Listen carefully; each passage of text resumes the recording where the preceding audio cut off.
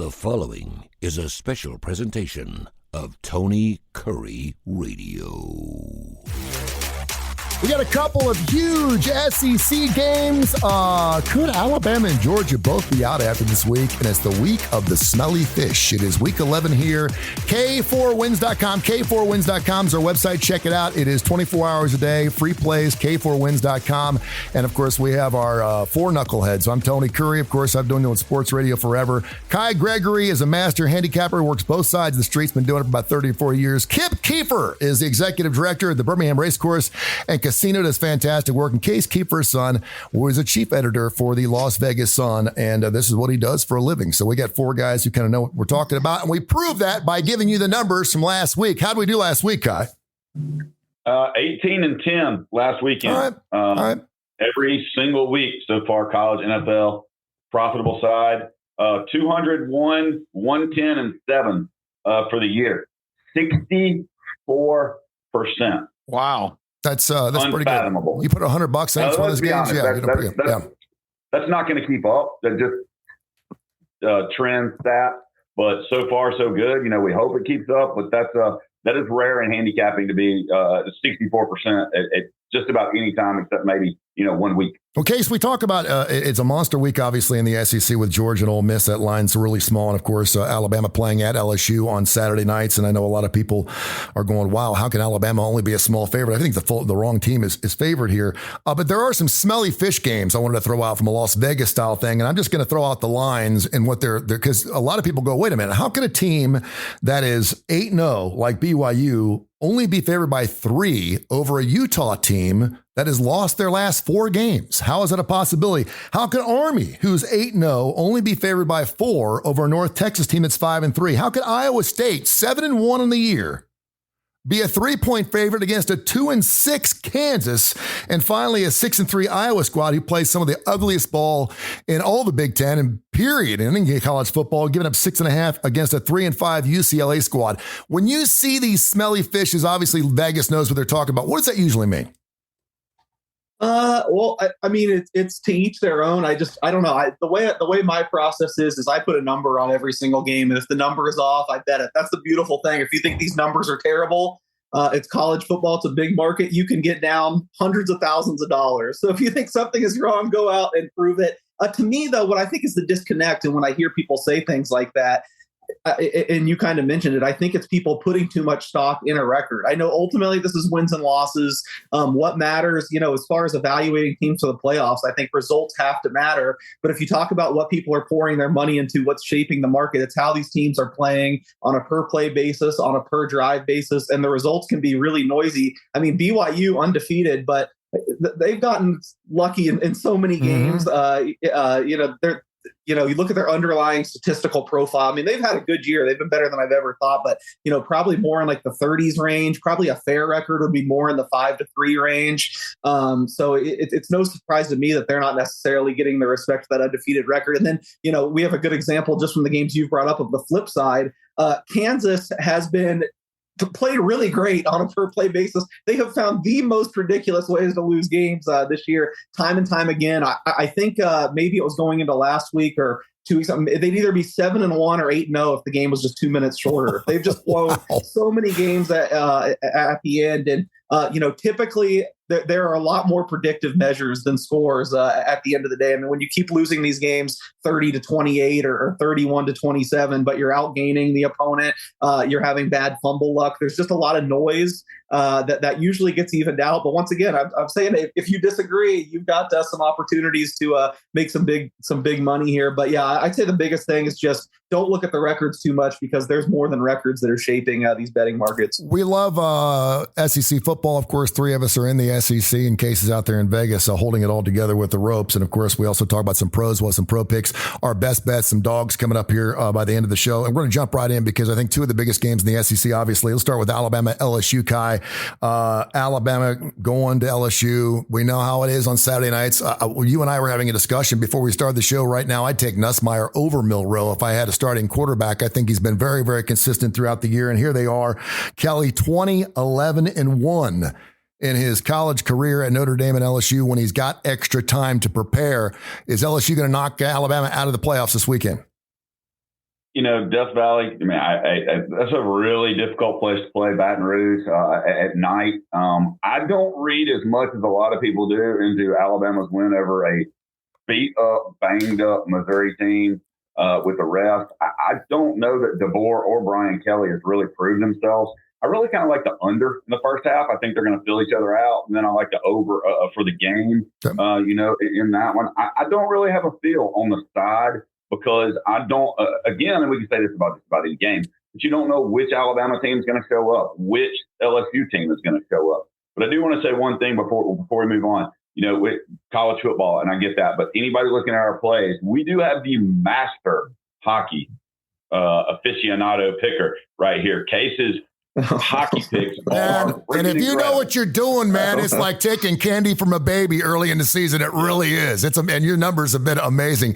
Kip, you're doing the starting lineup. I was off this week with Legend, who of course goes to his Legend Cave. He's the biggest Alabama fan. First of all, what did he say about this LSU game? And then I'd love to get your expertise on what you believe is going to happen in Death Valley Saturday night. He's nervous. Usually he's ultra confident and he's trying to exude that, but he is concerned. He's said about 5 times to me in our kind of pre-talk about what we're going to cover. He said, I'm just going to be begging Kalen DeBoer, and he calls him Kevin. Derisively. I don't know why. I've corrected him, but he still insists on calling him Kevin. Maybe he's got to win a championship before he'll call him by his real name.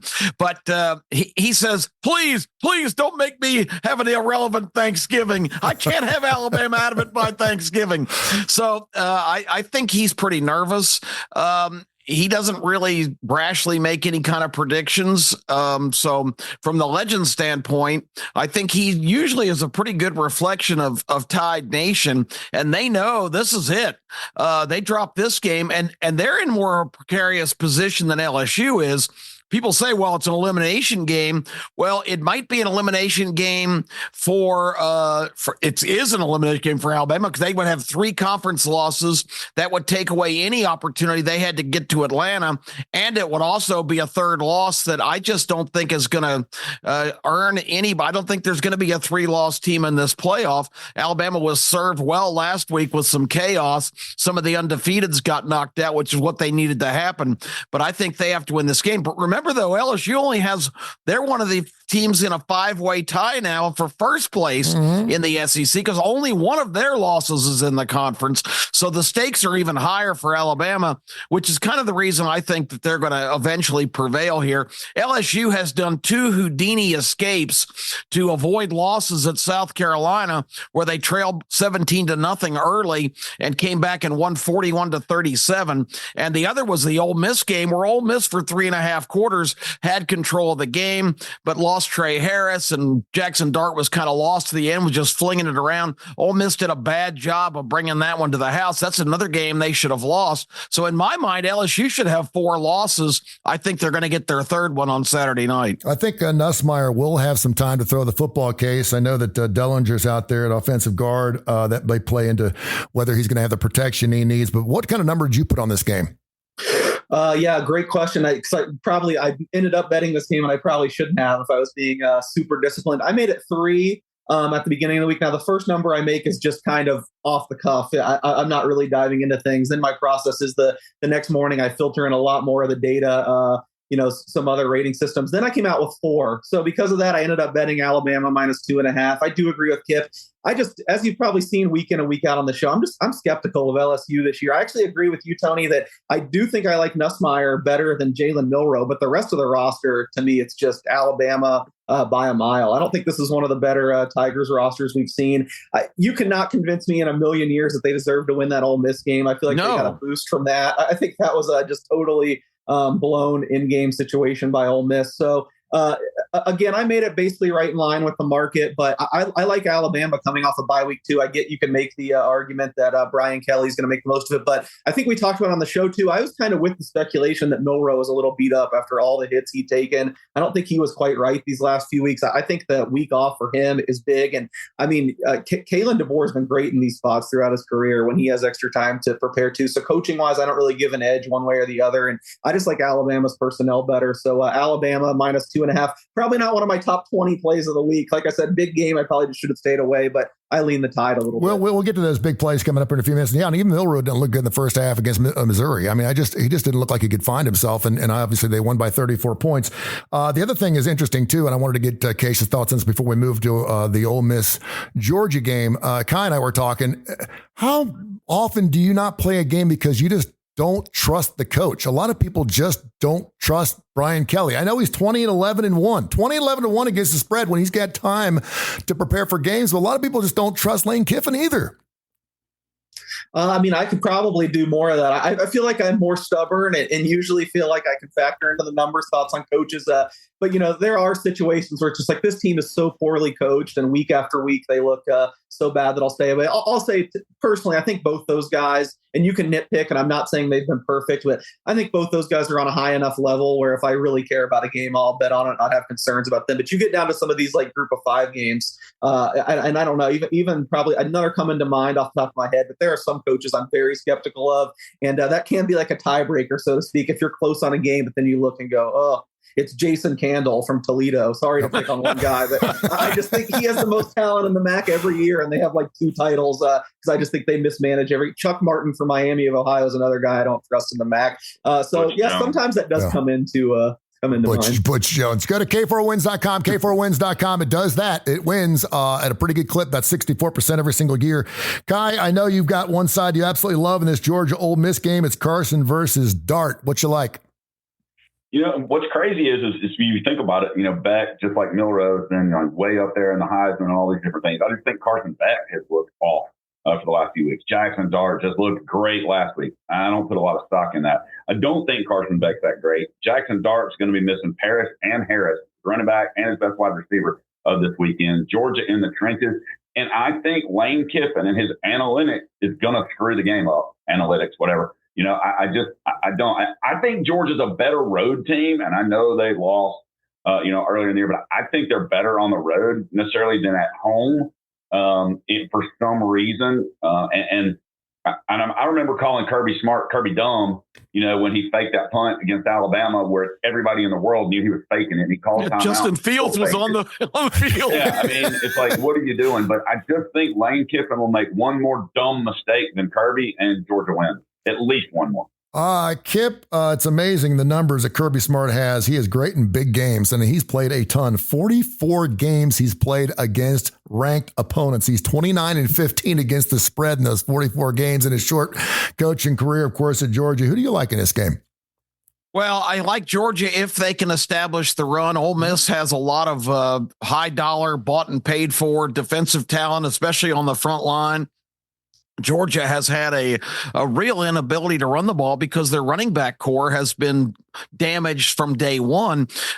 Trevor Etienne is supposed to play, supposedly no damage to his ribs, just bruising. And according to Kirby in his press conference, it's just a pain threshold thing, and they think he's going to be all right. The freshman Frazier from California has been a godsend for them.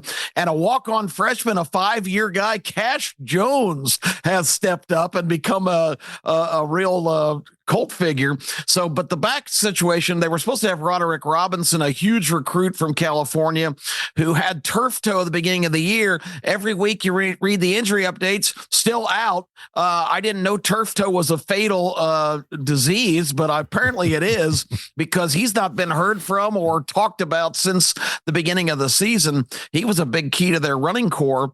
Their receivers are down with a couple of off-field incidents. Ra Thomas and Young, the transfer from Miami, who just had the charges dropped against him this week, but he's still not reinstated. He was accused of shaking up his pregnant girlfriend when actually the police report said he hid in the bathroom the whole time to avoid getting accused of such things.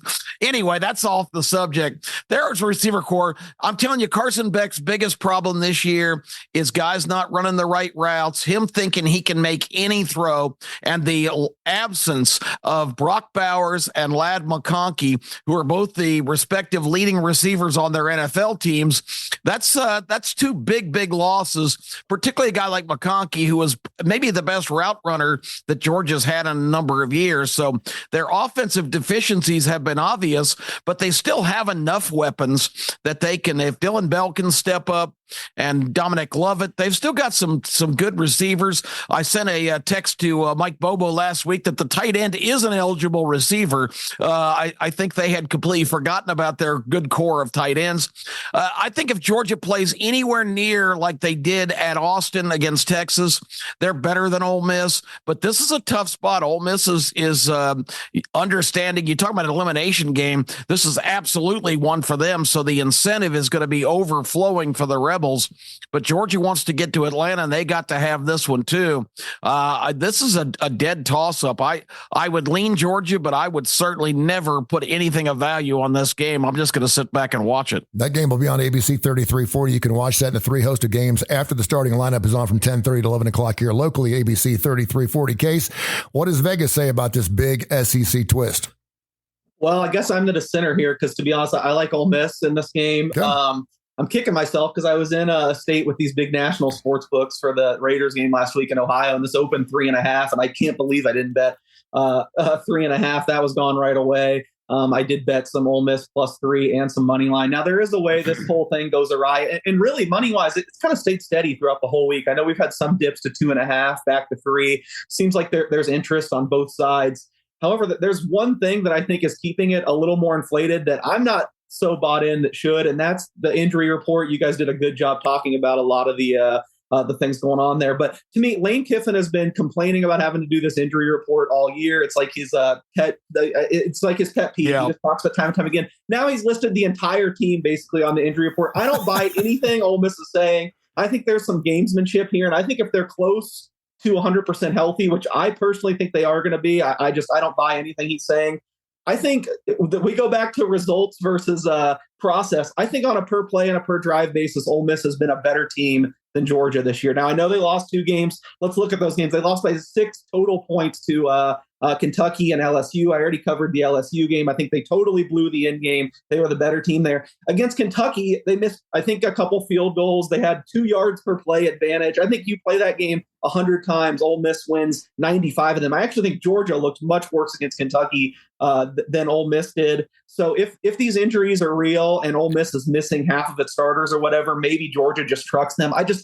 I'm pretty surprised to be in this situation because I thought Georgia was going to be way better than everyone this year. But you take away the first half against Texas and the second half against Clemson, and I think it's just runaway. Ole Miss has been the better team this year, so I like Ole Miss as an underdog this week. Lane Kiffin is, if they're not real injuries, they'll just fake them anyway during the game. Yeah, exactly. As soon as you start running, run up. Yeah, as soon as you start running plays quickly, they're going to go ahead and get banged up. I will say this: if you want to look at injury reports, go look at LSU. They've got 16 guys on their injury report right now. So if you're one of these people that looks at injury reports, you're taking Bama all day long because LSU looks like a triage. I mean, it is an absolute mess. Although most of those players have a big P next to their name as improbable. All right, let's run around the horn here.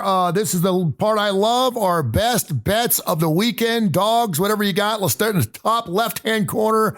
Kai, what do you like? What's jumping out at you, man?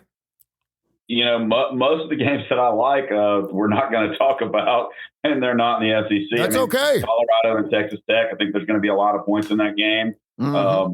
I think Pitt bounces back big this week against Virginia, and I know a lot of people that disagree with that. I like them over their team total. One of the hardest places, in the country to play is Utah.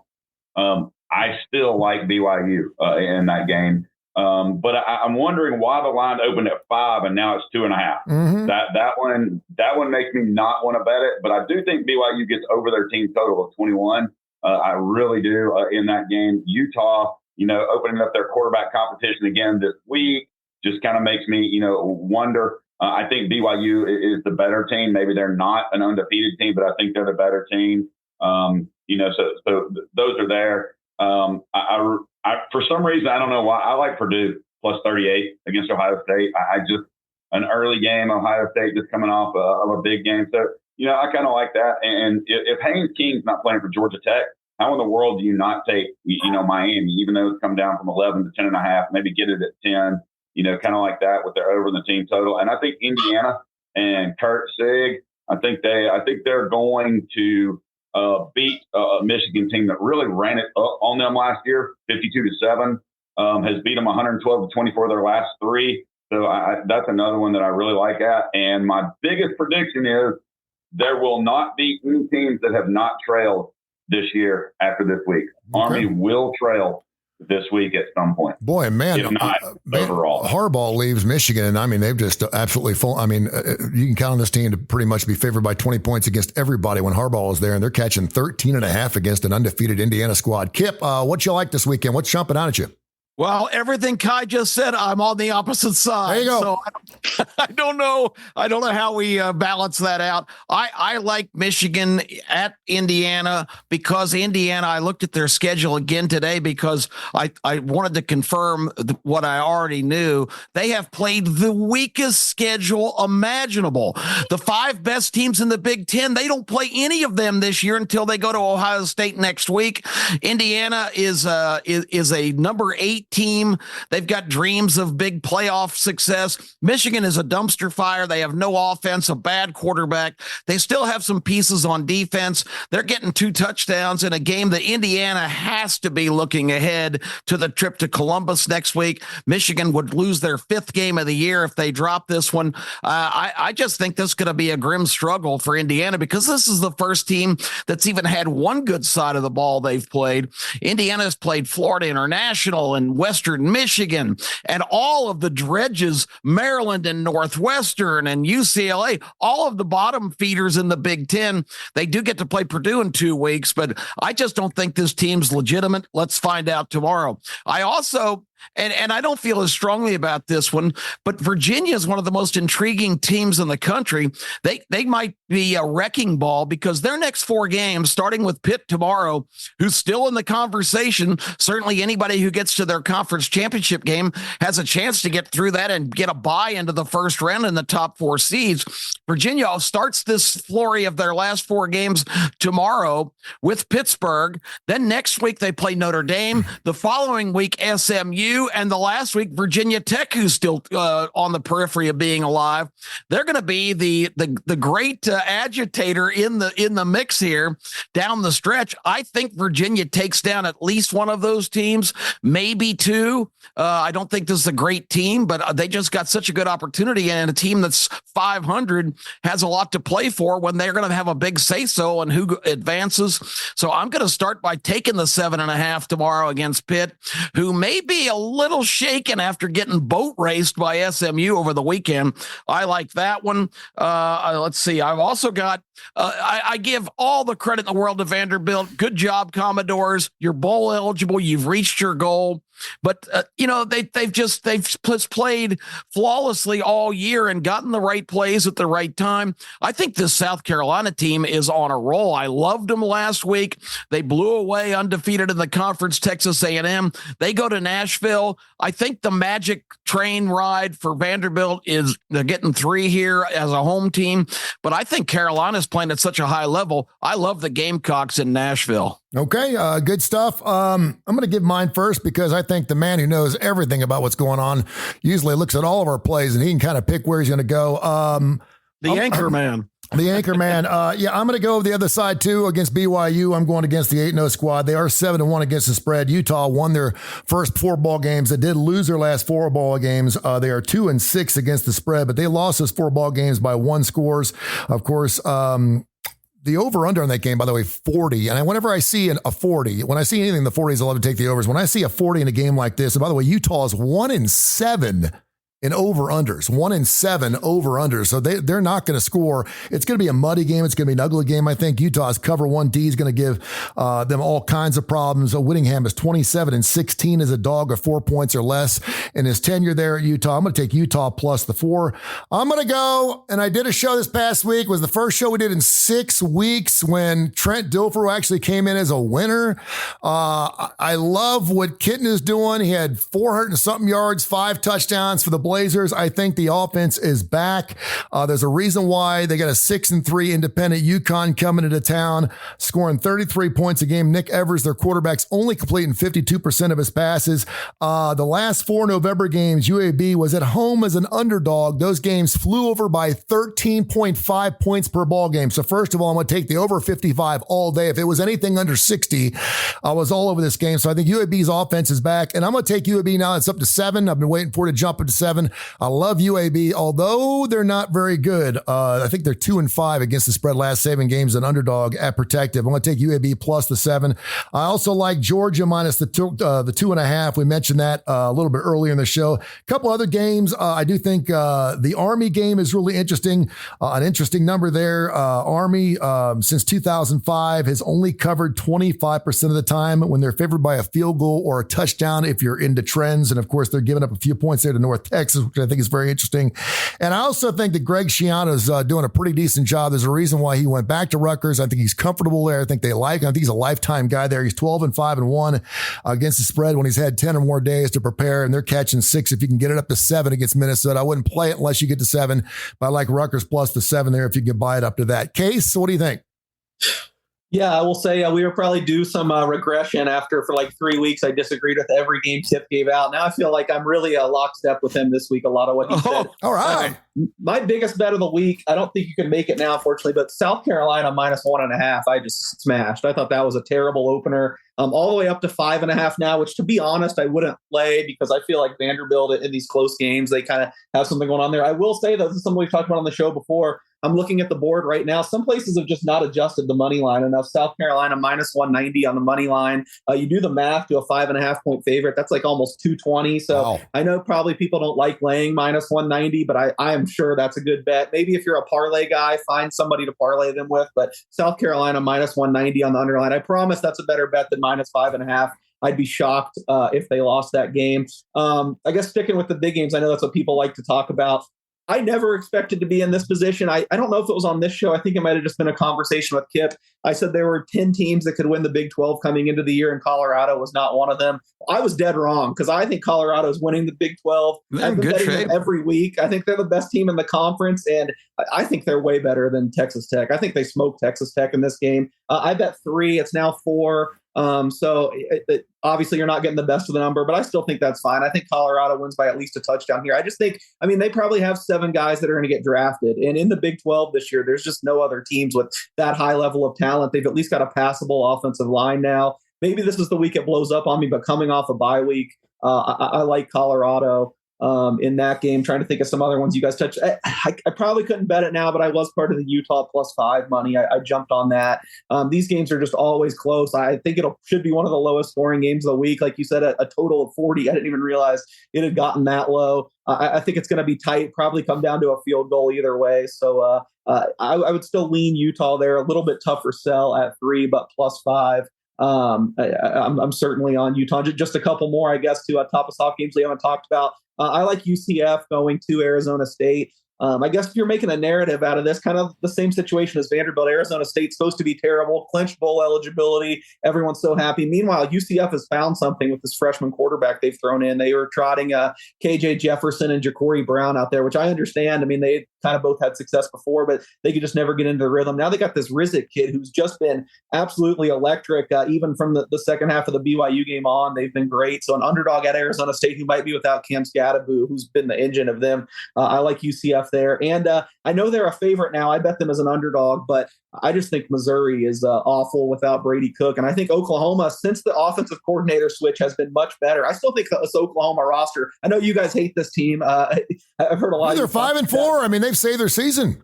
Yeah, I think Oklahoma wins this game. So as long as you can get 3 or less, I would take Oklahoma as a short favorite still. All right.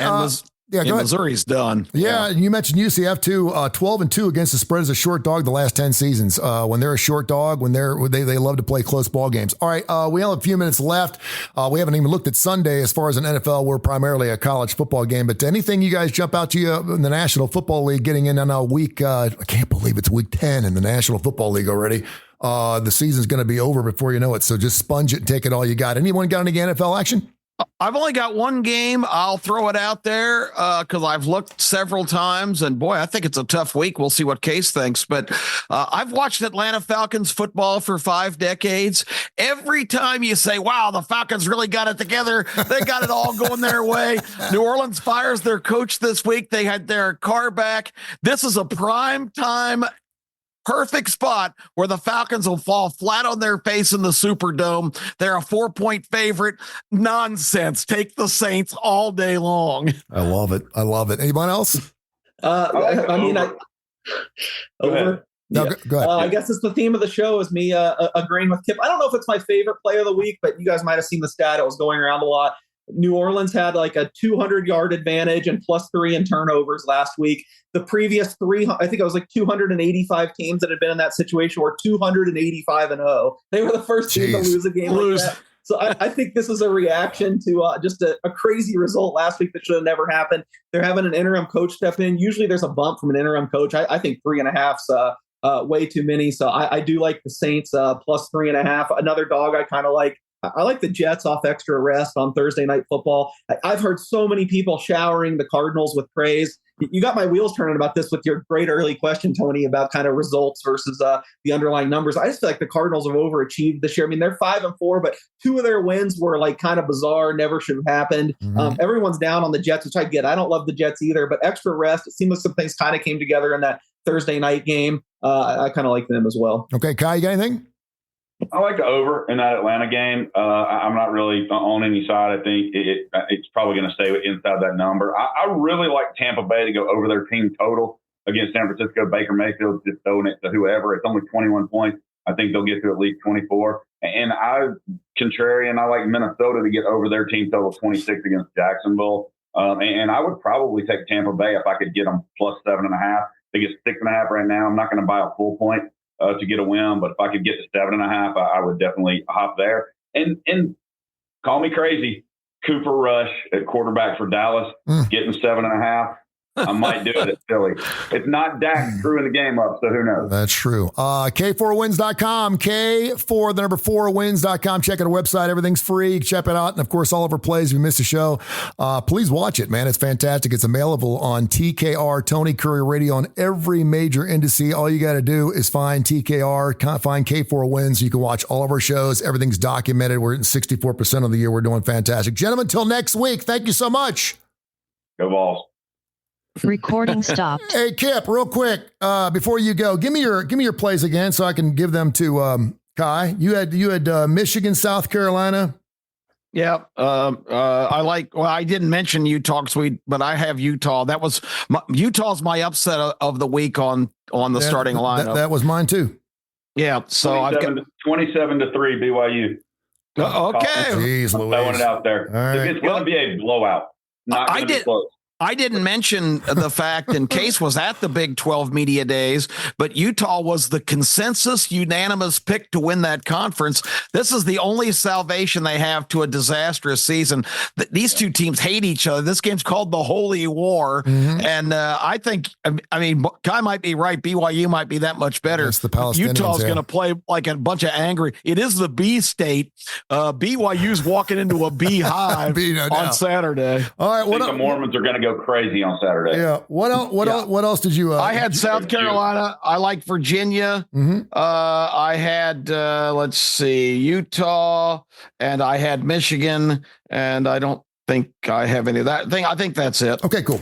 All right, I'll call you back. Y'all got to remember also, sometimes we talk about it, and a lot of times if we disagree, I don't post stuff. But the biggest thing to me is, and that's the reason why I always ask for Saturday mornings. I ask for updates.